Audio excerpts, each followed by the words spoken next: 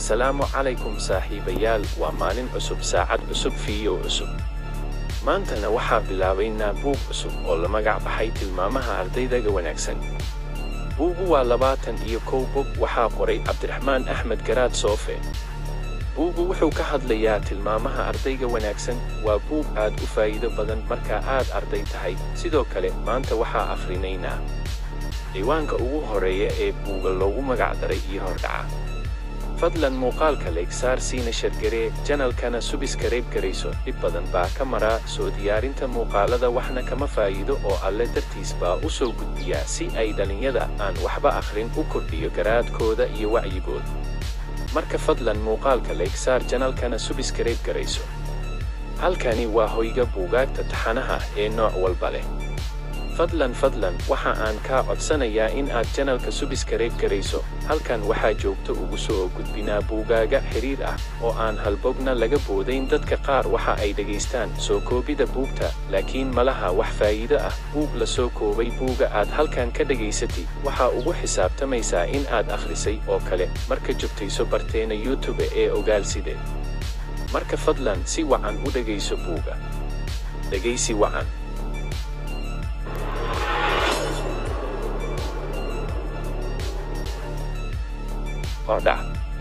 ardaynimadu waa fadli uu Ilaahay ku galadaysto qayb ka mid ah adoomihiisa halka kuwa kale aysan helin nasiibka ah inay wax bartaan duruufo haysta awgeed sida faqri dagaalo dheeraaday cid wax barta oo aysan helin iyo haddaba qofkii nasiibkaas hela waa inuu dareensan yahay in nimco dheeraad ah uu haysto Ilaahay uu ka doortay dadka intiisa kale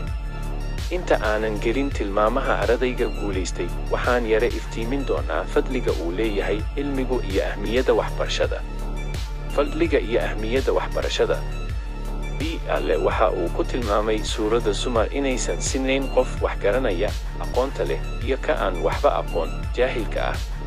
Ilaahay waxaa kor u qaaday sharaf iyo maamuusna siiyay dadka cilmiga la siiyay kor u qaadistaas waxay kulansanaysaa mid adduun iyo mid aakhiro labadaba adduunka qofka cilmiga lehi uu ka sareeyaa kaan aqoonta lahayn uuna ka magac weyn yahay aakhirana sida uu adduunkaba uga dheerayay ugana sharaf batay ayuu ka sarayn doonaa dadka oo dhan cid la mid ah mooyaane jannadanada meel sare ayuu ka gelayaa allana isaga oo arrinkaas tilmaamaya waxa uu yidhi macne alle waxa uu kor u qaadaa kuwa alle rumeeyay ee idinka midka ah iyo kuwa cilmiga la siiyay darajooyin allana waa mid u xogagaal ah waxaad samaynaysaan cilmiga ahmiyadiisa waxaa ku tusaya aayadihii ugu horreeyay ee ku soo degay nebiga naxariis nabadgelyo dushiisa ha ahaatee waxay amreen wax akhrinta waana 5 aayadood ee suurada Calaq ugu horeeya wax akhrintuna waa qayb ka mid ah qaybaha ugu muhiimsan aqoonta cilmigu waa tilmaan ay leeyihiin ambiyada Ilaahay soo diray dhammaantood waana tilmaanta ugu muhiimsan ee ay kaga soconayeen dad kale quraankuna in badan ayuu tilmaamay arrinkaas qofkii wax barta waxay daliil u tahay inuu yahay qof khayr badan Ilaahayna uu jecel yahay nabigu naxariis iyo nabadgelyo dushiisa ha ahaatee waxa uu yidhi macne qofkii Ilaahay uu la doono khayr waxa uu fahansiyaa diinta cilmigu waa wado ku gaadhsiinayso gelista jannada nabigu naxariis iyo nabadgelyo dushiisa ha ahaatee waxa uu tilmaamay in qofkii wado qaada isaga oo cilmi raadinaya Ilaahay inuu u sahlayo wadada jannada iyo gelisteeda cilmigu waa dhaxalkii nebiyada naxariis iyo nabadgelyo dushooda ha ahaatee qofka bartaana waxa uu nasiib u helay dhaxalkii ambiyada waana fadli weyn iyo nasiib ballaaran oo qofka cilmiga bartay uu helay nebigu naxariis iyo nabadgelyo dushiisa ha ahaatee waxa uu yidhi macne culimadu waa kuwa dhaxlay ambiyadana lagama dhaxlin dahab iyo fidatoona waxaa laga dhaxlay cilmi qofkii qaata cilmigana waxa uu qaatay dheef ballaaran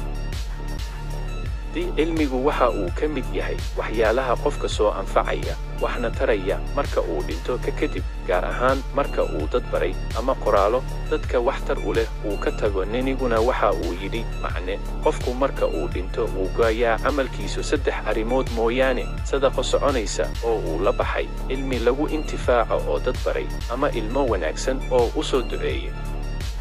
qofka cilmiga bartay dadkana gaadhsiinaya waxa uu duceeya wax kasta oo ku sugan adduunka, nabiguna naxariis iyo nabadgelyo dushiisa ha ahaatee waxa uu yidhi, macne alle iyo malaa'igtiisa cidda samada ku sugan iyo dhulkaba xitaa quraanjada godkeeda ku jirta iyo kalluunku waxay u duceeyaan qofka dadka khayrka baraya. cilmigu waa nuur oo qofku ifsanayo uuna ku garanayo xuquuqda uu Ilaahay ku leeyahay iyo ta addoomaha Ilaahay ku leeyihiin. cilmigu waxa uu dhisaa korna u qaadaa dadka sharaftooda, jahliguna waa uu dumiyaa hoosna wuu u dhigaa. meeriskii bayd carabiga ahaana waa kii odhanayay, macne cilmigu waxa uu dhisaa guryo bilaa tiirar ah, jahliguna waxa uu dumiyaa guri lahaa iso iyo sharaf.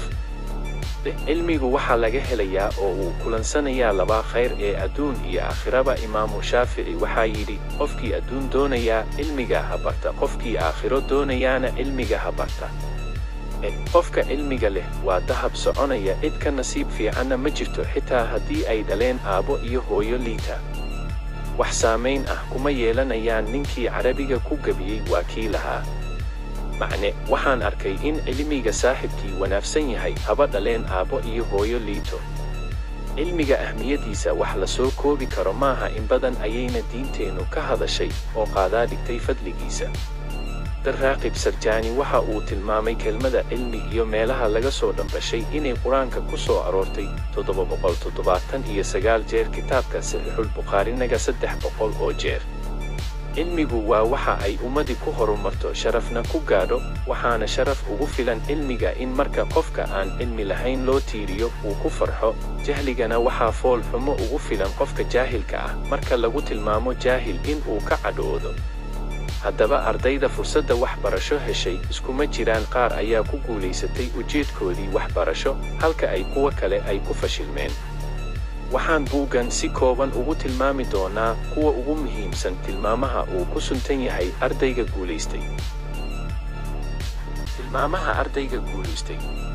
1. daacadnimo. ikhlaas. waa arday wax u baranaya inuu naftiisa ka saara mugdiga jahliga, gaadhsiiyana iftiinka cilmiga, rajaynaya inuu aakhiro ku badbaado cilmiga alle baray, jannadana ku galo.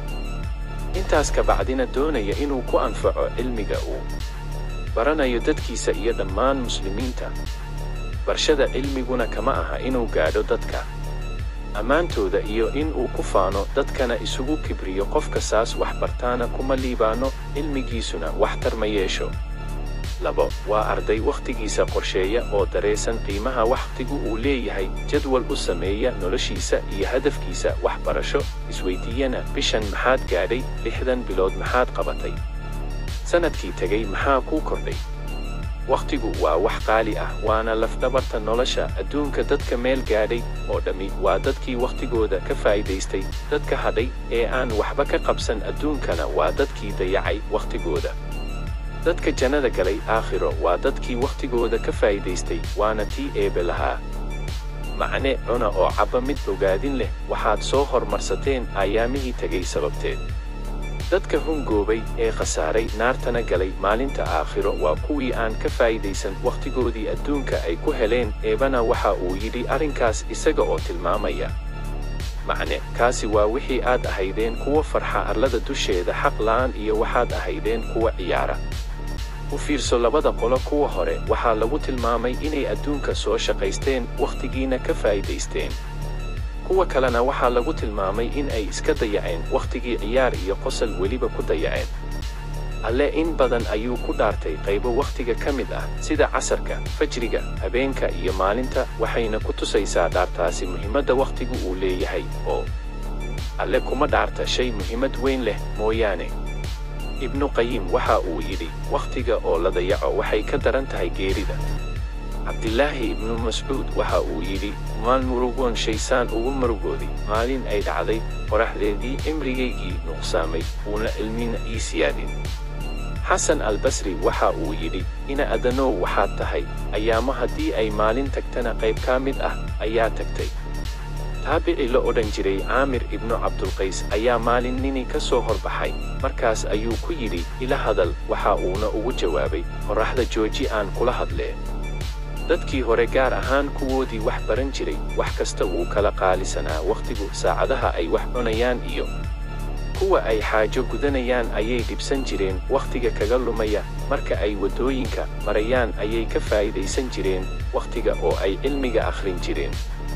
shiikhii la odhan jiray Saclab al-Naxawi isaga oo 70 jir ah oo wado maraya cilmina akhrinaya ayuu god ku dhacay halkaas ayuuna ku geeriyooday Abu Barakaat shiikhii la odhan jiray oo awow u ahaa Ibnu Taymiya waxaa laga wariyaa xilliga uu xaajo gudanayo inuu wiil uu dhalay inta uu kitaab u dhiibo uu adhan jiray kor u akhri si aan u maqlo Dahabi markii uu ka warramayay Sheikh Khadiib waxa uu ku sifeeyey waxa uu socon jiray isaga oo gacanta ku wata kitaab uu mudaalacaysanayo akhristo lama soo koobi karo qisooyinka tilmaamaya culumadeennii hore say ugu faa'iidaysan jireen wakhtiga waxaad ku arkaysaa wax la yaab leh markaad aad taariikhdooda akhriso isku day inaad ku dayato dadka wanaagsan in lagu